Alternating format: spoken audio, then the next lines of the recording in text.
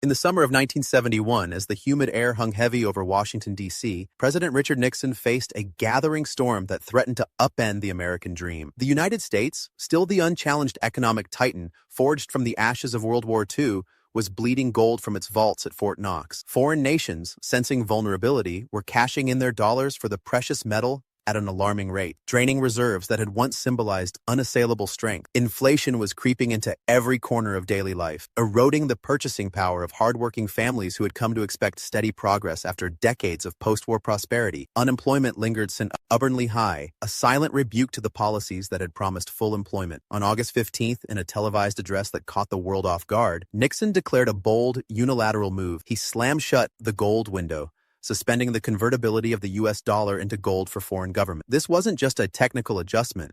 It was the detonation of a financial bomb that would reverberate through generations, shattering the foundations of the global monetary order and, in the process, fundamentally altering the lives of America's middle class. What began as a desperate bid to stabilize the economy would unleash forces of inflation, inequality, and economic volatility that continue to haunt us today, turning the promise of upward mobility into a fading memory for millions. Picture the scene: a nation on the brink, its leaders huddled at Camp David over a fateful weekend, debating the fate of the world's reserve currency. Treasury Secretary John Connally, with his Texas drawl and unflinching pragmatism, urged Nixon to act decisively, warning that speculators were circling like vultures. The announcement that Sunday evening was packaged as the new economic policy, a trio of measures designed to combat inflation, protect jobs, and restore balance to international trade. Alongside the gold suspension came a 90-day freeze on wages and prices, the first peacetime imposition of such controls in U.S. history, and a 10% surcharge on imports to shield American industries from undervalued foreign currencies. In the immediate aftermath, markets rallied, and Nixon's approval rating soared. It seemed like a masterstroke. But beneath the surface, this Nixon shock marked the end of an era where money was tethered to something tangible, ushering in a world of fiat currency where governments could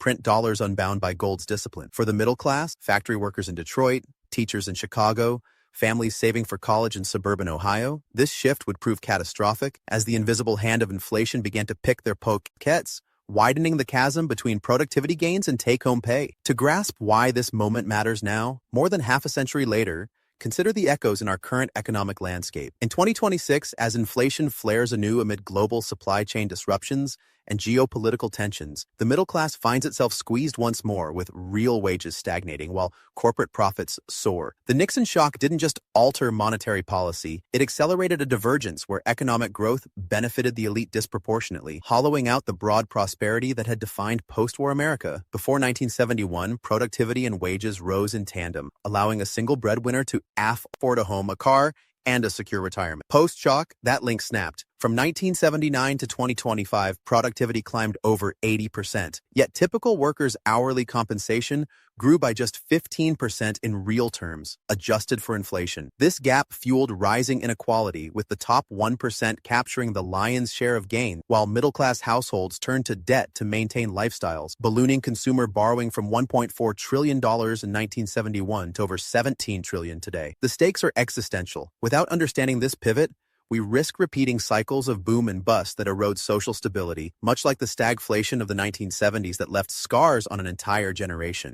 Let's rewind the clock to the origins of this fragility, drawing from the annals of economic history preserved in Federal Reserve records and IMF archives. The Bretton Woods system, born in 1944 amid the rubble of World War II, was a grand bargain struck at a New Hampshire resort by delegates from 44 nations, led by the visionary economists John Maynard Keynes and Harry Dexter White. With Europe devastated and the U.S. emerging as the world's creditor, the agreement pegged currencies to the dollar, which in turn was fixed to gold at $35 per ounce, ensuring stability through convertibility. This framework fueled a golden age of Reconstruction. U.S. exports boomed as Marshall Plan aid rebuilt allies, and global trade expanded under fixed exchange rates that minimized currency wars. By the 1950s, as documented in Treasury Department ledgers, America's gold reserves peaked at over 20,000 tons, symbolizing hegemonic might. Yet cracks appeared as early as the late 1950s, when economist Robert Triffin warned of an inherent dilemma. The U.S. needed to run deficits to supply dollars for global liquidity, but those deficits undermined confidence in the dollar's gold backing. Cold War expenditures, funding NATO, the Korean War, and escalating Vietnam involvement poured dollars abroad,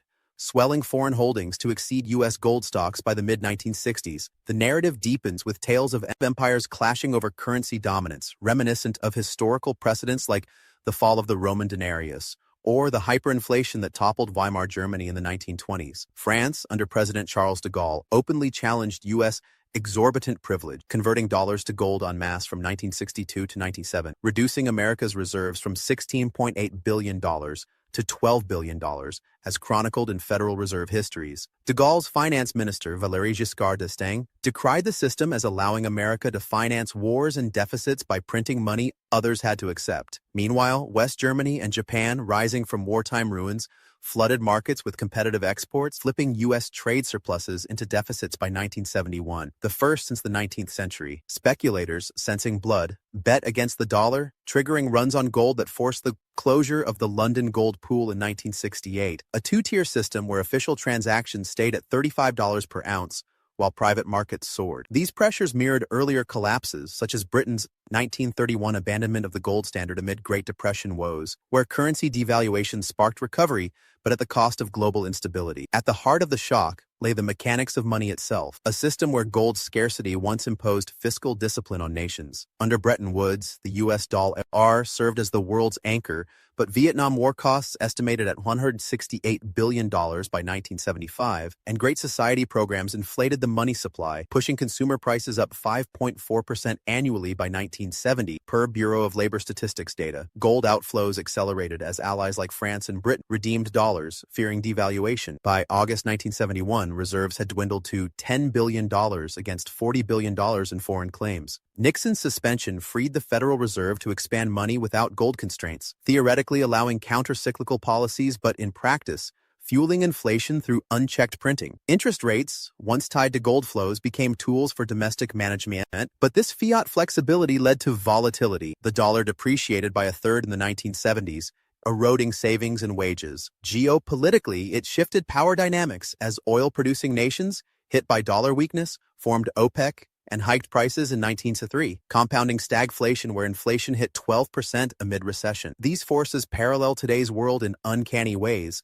as central banks grapple with post-pandemic inflation reminiscent of the 1970s oil shock. Just as Nixon's policies enabled deficit spending that favored military-industrial complexes over wage growth, modern quantitative easing has inflated asset prices, stocks, real estate, benefiting the wealthy while middle-class families face soaring housing costs up on 600% since 1971 against 475% income growth. The productivity pay gap, negligible before 1971 when both rose 2-3% annually, exploded afterward. Economic Policy Institute analyses show productivity up 4% from 1979 to 2019, but median wages rose only 15%, adjusted for inflation. This divergence stems from globalization, union decline, and monetary policies that prioritize financial markets over labor, echoing Weimar's hyperinflation where currency debasement wiped out middle-class savings, paving the way for political upheaval. Behind the curtain of these events lurked powerful institutions and incentives, grounded in factual records from the Bank for International Settlements, BIS, and Rand Corporation studies. The Federal Reserve, established in 1913 to stabilize banking, found itself in 1971 balancing domestic growth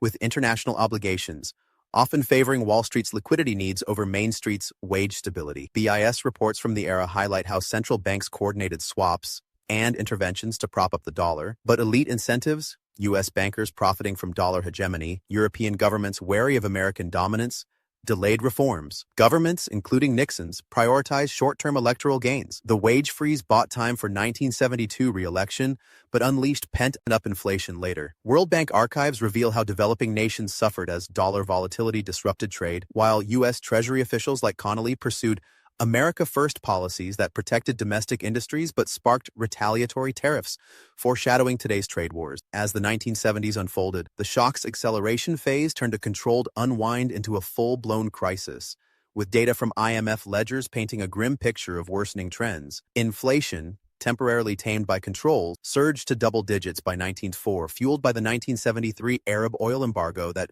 quadrupled prices, a direct backlash to dollar devaluation. Unemployment climbed to 9% in the 1973-75 recession, the worst since the Great Depression, as stagflation defied Keynesian remedies. Historical cycles repeated, like the 1920s U.S. credit boom leading to 1929's crash. Post-shock money expansion created bubbles in commodities and real estate, bursting in volatility that saw the dollar fluctuate wildly. Middle-class wealth evaporate. Real wages peaked in 1973 at 23 or 68 in today's dollars, and have hovered around that level ever since, per Pew Research analyses. By the decade's end, the middle class had shrunk, with labor's share of income falling from 62% in 1970 to 58%, as corporations captured more profits amid weakened unions. The climax of this saga reveals a big T truth that viewers must confront. The Nixon shock wasn't merely an economic footnote, but the pivot that commodified money, prioritizing endless growth over equitable distribution and setting the stage for modern inequality. By severing the dollar from gold, it empowered central banks to engineer booms, but also sowed the seeds of busts, where inflation acts as a stealth tax on the middle class, transferring wealth upward. Federal Reserve data underscore this. Since 1971, household debt has exploded, while wage growth decoupled from productivity, creating a society where two incomes barely suffice for what one once achieved. This revelation demands we question fiat's unchecked power, drawing far from precedents like Rome's coin debasement that hastened empire's fall. In reflection, the shock teaches a historically grounded lesson. Monetary systems are not neutral. They shape societies, rewarding some while burdening others. As we navigate today's uncertainties, rising debts, climate-driven inflation, geopolitical shifts, remembering 1971 urges vigilance against policies that promise quick fixes but deliver long-term pain. The middle class, once America's backbone, deserves a system that honors their labor, not one that shatters their dreams.